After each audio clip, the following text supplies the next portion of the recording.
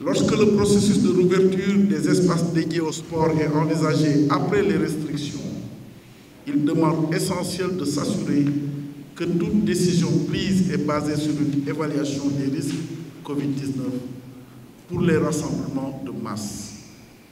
C'est ce qui justifie notre présence ce jour pour engager la réflexion et, le cas échéant, définir ensemble les mesures qui permettront aux sportifs de reprendre leurs activités de manière encadrée et sans risque. Le président Thomas Bach, président du Comité international olympique, a déclaré récemment, je le cite, « Les événements sportifs redémarrent. L'accueil extrêmement positif réservé à ces événements prouve que non seulement les athlètes et les organisations sportives, mais aussi le public attendaient avec impatience le retour du sport comme partie intégrante de nos vies. Nous constatons également que la pratique du sport est possible en toute sécurité, avec les restrictions imposées. Cela devrait nous donner à tous confiance dans nos préparatifs pour les événements à venir, y compris les Jeux Olympiques de Tokyo 2020, fin de citation. On ne peut pas développer ce pays sans le sport, ce n'est pas possible. Et nous tous, nous l'avons senti parce qu'il n'y a plus d'épanouissement depuis le mois de mars.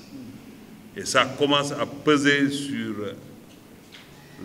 le quotidien des Sénégalais. Raison pour laquelle nous devons être ensemble, plus mobilisés, plus déterminés pour faire de notre sport ce que l'on rêve et qui se trouve dans le plan Sénégal émergent, un sport performant dans un pays émergent. Et ça, c'est possible parce que le plus difficile est fait. Cela veut dire avoir de fortes responsabilités, de fortes personnalités, je veux dire, à la tête de ces fédérations et des groupements sportifs. Alors, on ne pouvait pas ne pas reprendre cela parce qu'on envisage de reprendre, mais il fallait s'arrêter et se dire les choses pour que demain, que personne ne joue avec ce qu'on a en commun. C'est cette fibre patriotique, mais c'est ce sport qui est aujourd'hui incontournable, comme je l'ai dit tout à l'heure, parce que c'est un levier qui accompagne le développement économique et social. Je voudrais qu'on redouble d'efforts, qu'on n'accepte pas qu'on nous dise que le sport est jahan, qu'on ne nous dise pas que nous avons job. Je le dis parce que je sais qu'il y en a qui ne peuvent pas comprendre que Amsatou Fall, ou bien Mamadou Ba, ou bien Issambou, même Ibrahima, quitte le matin chez lui et revient tard le soir, sans salaire ni rien du tout.